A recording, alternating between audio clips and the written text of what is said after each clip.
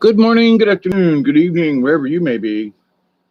I'm your humble host, Mr. David Knoll, also known as Hot Feathers, and I greet you with the love and the honor of the infinite creator. And I continue to pray that each and every day, each and every one of you will continue to accept and receive the healing, the knowledge, the wisdom, and the blessings from the universe. Now, with that said, I chew on this Tuesday, uh, January 19th, 2021. Never thought I'd make it this far. And I am glad I did or have or something.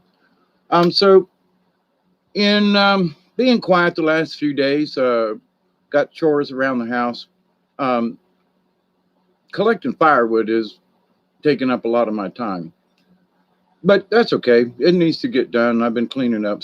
But in watching and kind of keeping an eye out and not really wanting to look at the news, just like, okay, all right.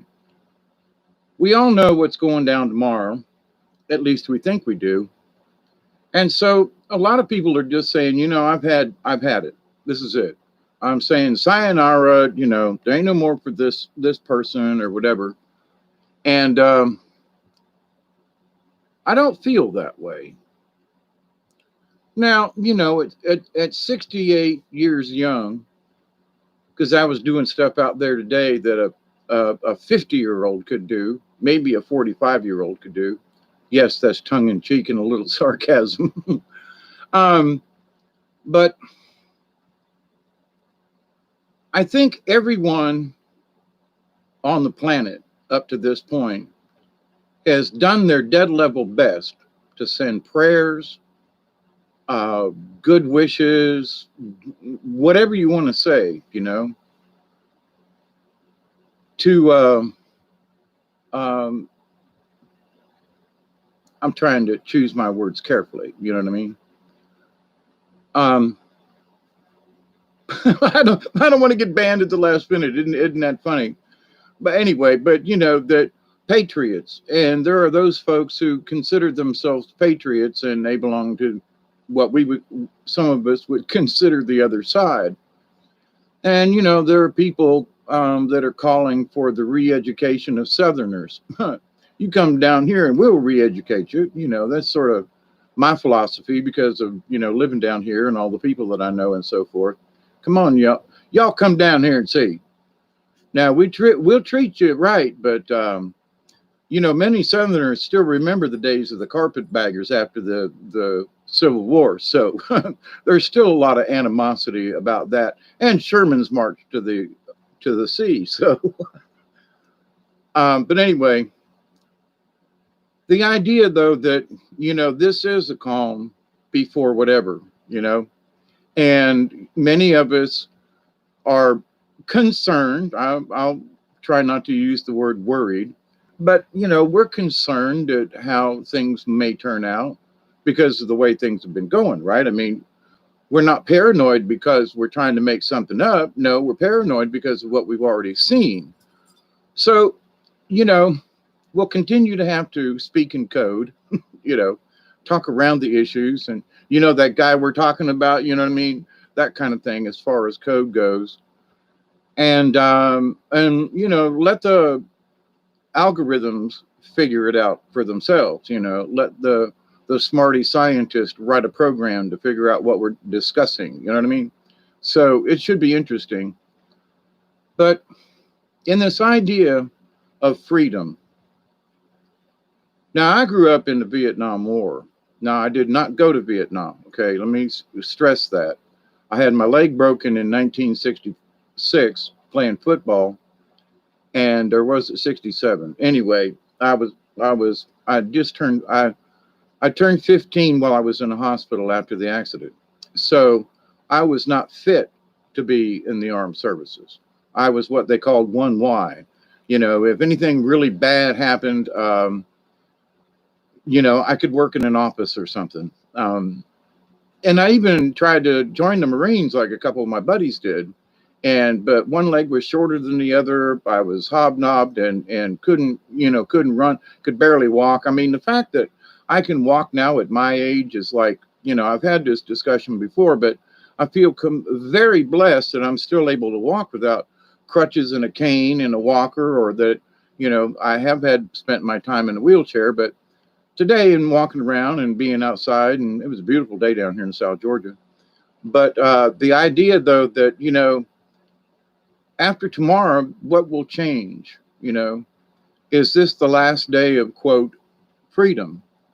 And is this because I remember the riots from the segregationist and so forth, and and how long it took Martin Luther King, which was yesterday, MLK Day. But with that, though, he was a peaceable man, and he and all of the people that he represented, in other words, the black community, back then it was the colored folk, or the Negras, and that was being polite, okay? They used the N-word a lot down here in the South. And of course, I have relatives up in the North that used to talk worse than some Southerners. But anyway, it was the idea, though, that, there were riots. I mean, the ones that went on this summer were no picnic, okay? But the riots went on for years, and there was violence here, whites against blacks, and it was mostly whites against blacks. Like, they basically said, you up at a Negro, you want to sit where? You want to sit at the front of the bus? No. Which never made a whole lot of sense to me, but okay. And, the idea, I mean, I remember the J.M. Field store in Tampa that was sort of like, well, it was like a mini Walmart back in the day. It had all kinds of stuff. Okay, I guess maybe a Target or something. And they had white water fountains, and then they had the black water fountains, and the black water fountains were towards the back, and the white water fountain was sort of in the middle of the store. And I was like, well, if I was in the back of the store and I was thirsty, why would I walk all the way to the middle of the store to go get a drink, And I got in trouble so many times drinking out of the wrong water fountain. And I was like, they look the same. Yeah, but them black, them Negro, and this is for the white people. Well, some of the white people I knew and saw and used that water fountain, I knew where they come from and where their mouths have been, kind of thing. And I didn't quite see it. But anyway, the consternation and the freedoms, because white people thought, well, if blacks had the same. Now, this wasn't everybody, but, people talk about white supremacy these days, and that all these white people, including me, which I walked for the black folk back in the day. And, but no, because I'm white and I'm old and I'm getting Social Security and I worked all my life, that somehow I have become privileged in some of these people's eyes. You come down here and cut firewood with me, okay, at my age, and go down in the swamp and tell me whether or not somehow I'm privileged at, Now, I consider myself privileged to be here as far as the universe is concerned, but not from any political sense or drama or whatever, right? But back in the day, I remember when there was white supremacy. I remember George Wallace.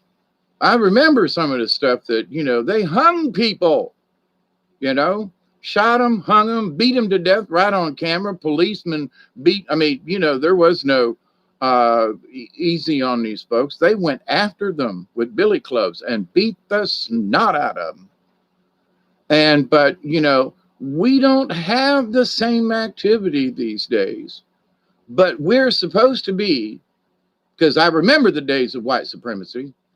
I remember that it was really bad. Okay.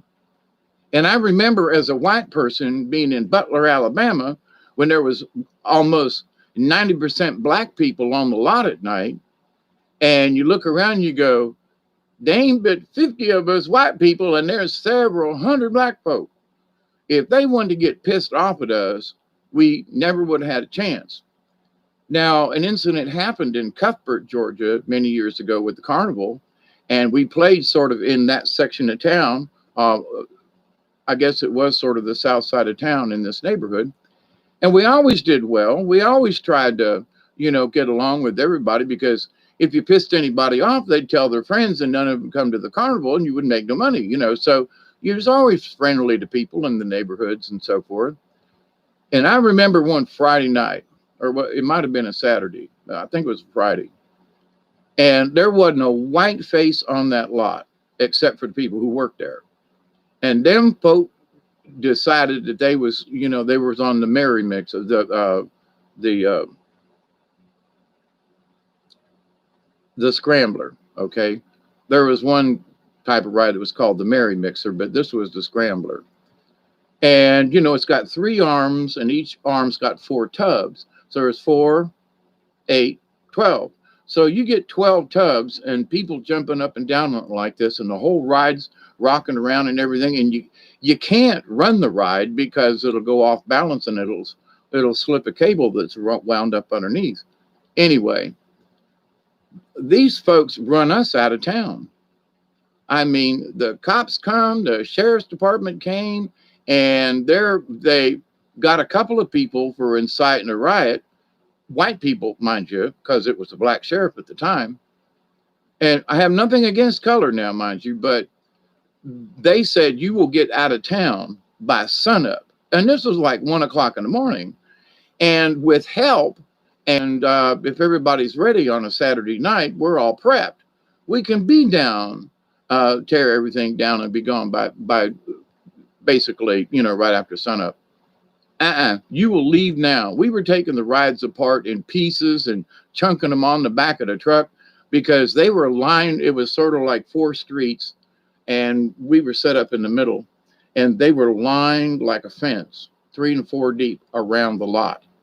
And, and I was like, holy crap, So this idea that white supremacy and black this and that and the racism and everything, we get along quite well down here, as a matter of fact.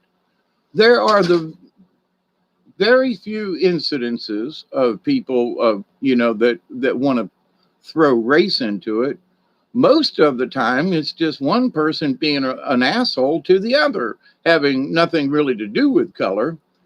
But the black folk will have a tendency to listen here, don't tell me what to do, you white mofo. And so, but there's a little bit of still left on it. Depends on the age of the person. Okay. So the older the person is, they'll call them the N-word in a heartbeat. And so it's like, okie doke.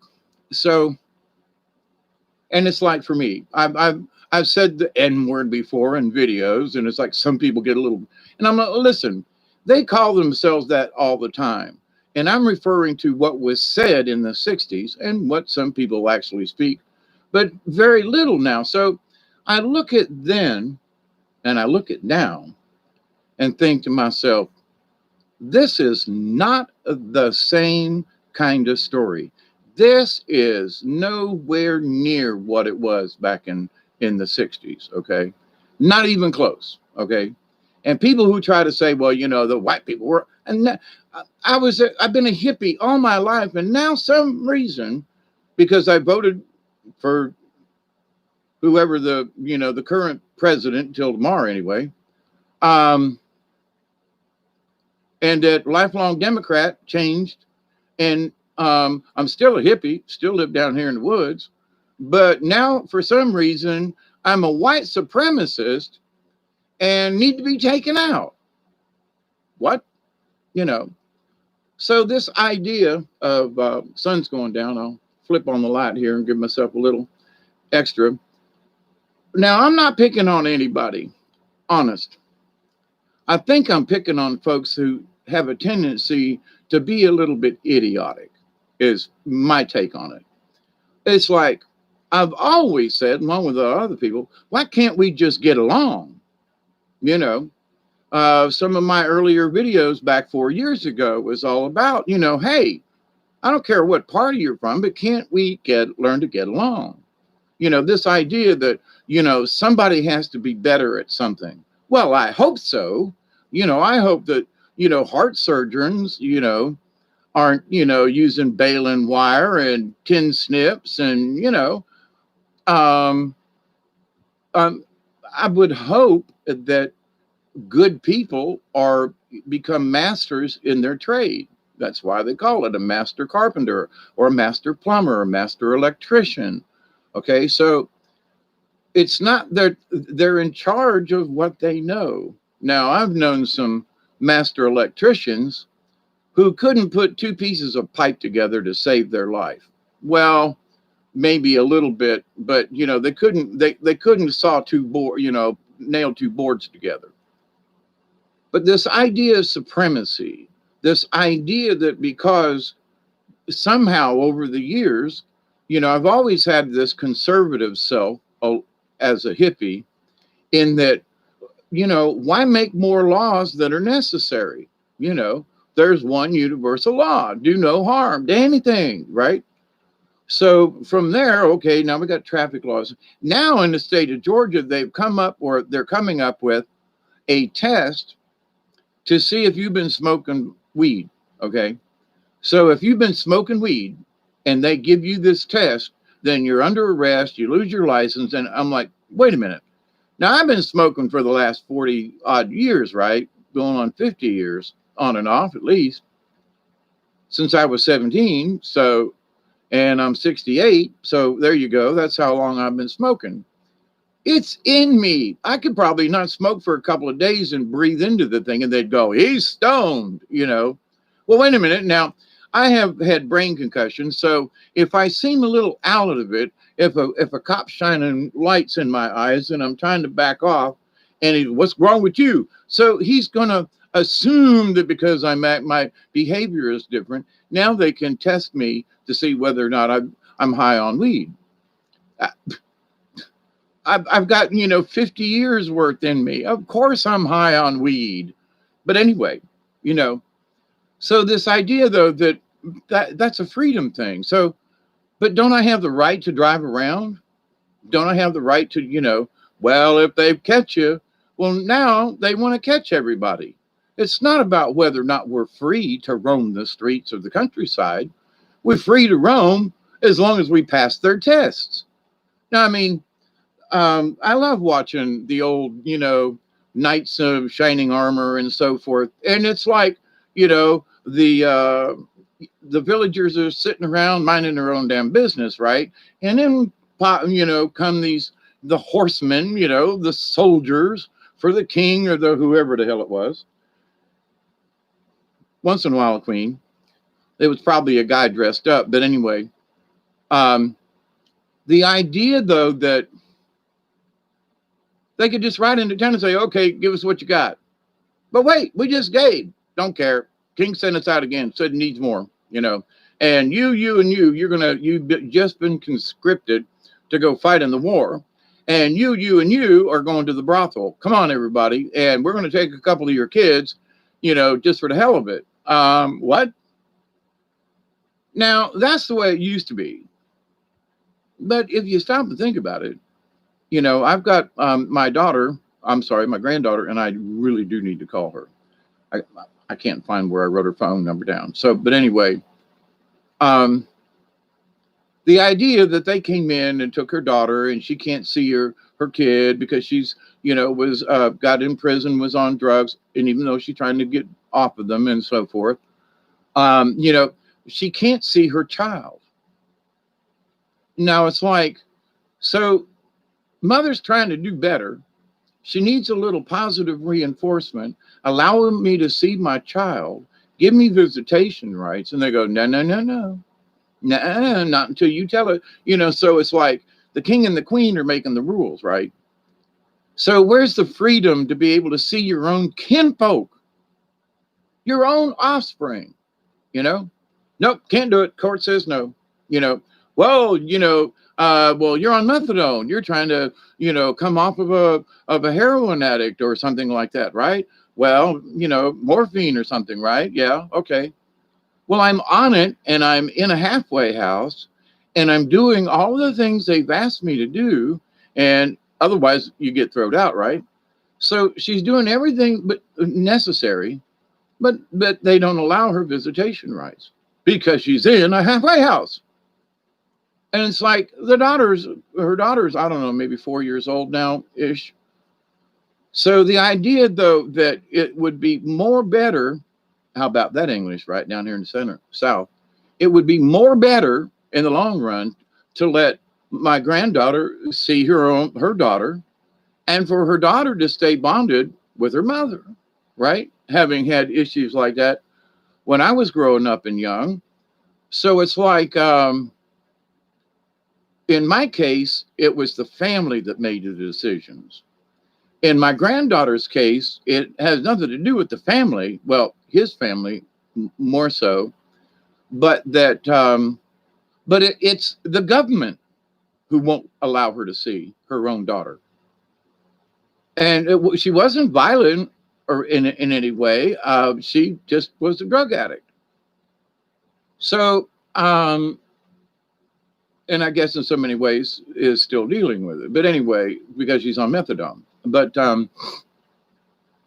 the idea, though, that what is freedom? Well, she has the freedom to roam the streets. She can't get a decent job. So what does she do? She goes back to pole dancing. She goes back to being a prostitute part-time. She goes back to doing these things that she really shouldn't be doing because society has, given her this, stigma.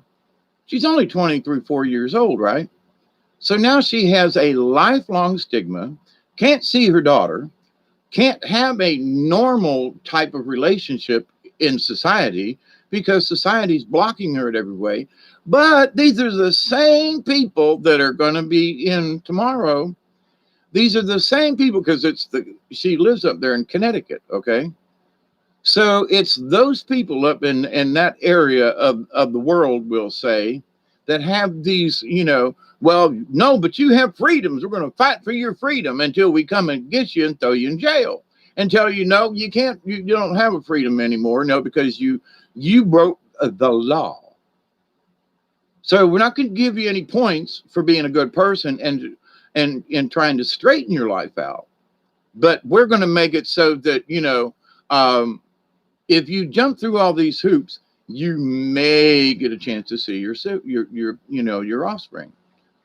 You're not supposed to be able to say daughter anymore or grandchild or whatever. What? Oh, stop it. These people have gone bananas, okay? So in my right to be able to free speech, I'm going to continue to call her my granddaughter, my great-granddaughter, anyway.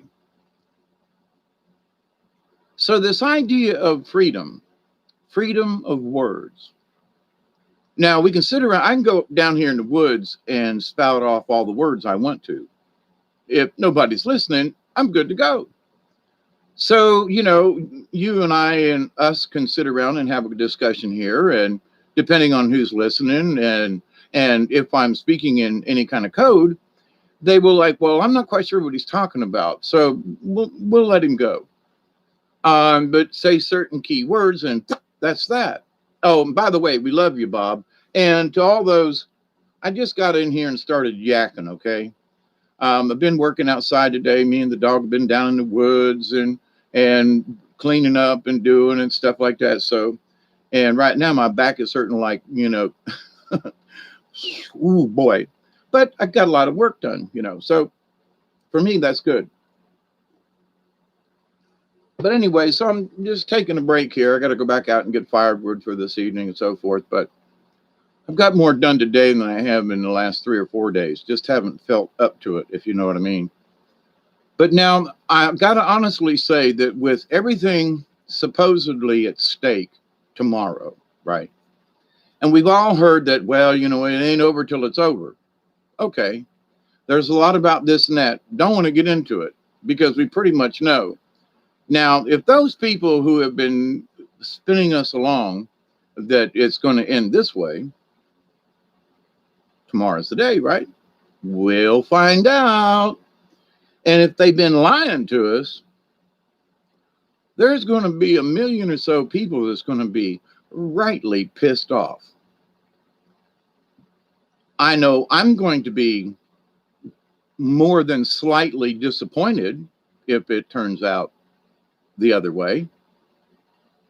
Okay, Bob, let him pick. Which way am I talking about? Wink, wink, nod, nod. So, but there are a lot of people that have a lot writing on this. What I have writing on this is the freedom to be able to speak words without being chastised or, shut off. And thank you, YouTube. I appreciate all the things you've done. But the idea, though, that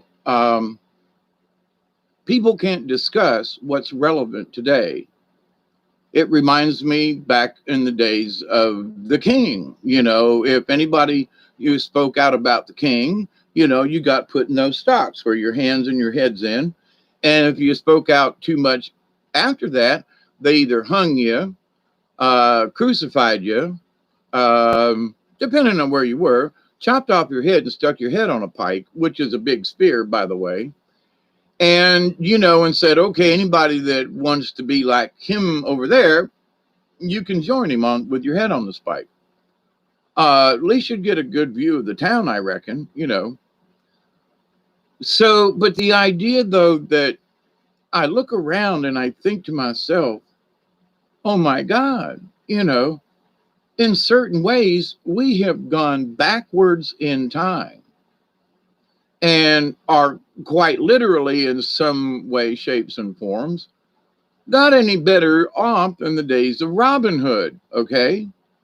And you say, well, it's not that, but take into consideration the fact that when I turn on my computer, and which I keep closed most of the time, when I turn on my computer and want to go ask it a question, if I've been mumbling to myself here in the house and the computer's on, I type 2 or 3 letters in, it already knows what I want to search. And I look at it and go, okay, Bob, how the hell did you know that's what I wanted? By 3 letters, it has guessed what I want. And a lot of times it's some obscure shit, Oh, sorry for my language. But the idea, though, that is this our last day of freedom for words? God, I hope not. I really do, regardless of who's on what side and who's doing what to whom. My main concern is our freedom to be able to use words. Now, I must say that there are people that I have been warning for years. Don't put crazy shit in your, I said that word again. Don't put that crazy shit in the title of your video. You're obviously going to get a strike, Talk about things, but you know that lady from California, the old one that's in the, see, people will already assume that it's NP. If you got to tie that together, well then, and she's older than my aunt, and my aunt's got a lot of good sense, but my aunt's also got enough sense to not kind of be in Congress, okay, at 85. In this idea of, I got company. So in this idea of what's going on, I'm praying with prayers and prayers and prayers and prayers and prayers that however this turns out tomorrow, it will be peaceable, and that we will continue to have the ability to use our words. So I'm going to keep that up. And I didn't know I was going to get company. So I'm going to cut this short here. Ian, Chloe, Project Skyfalls, Tanya, Ian, how are you? This will be part 1. And I continue to pray that each and every one of you will continue to accept and receive the healing, the knowledge, and the wisdom from the universe. I'll check you out in a little bit. I love you all. Be safe, be calm, and we'll get through this one way or the other. So, TTFN for now. All right. Adios.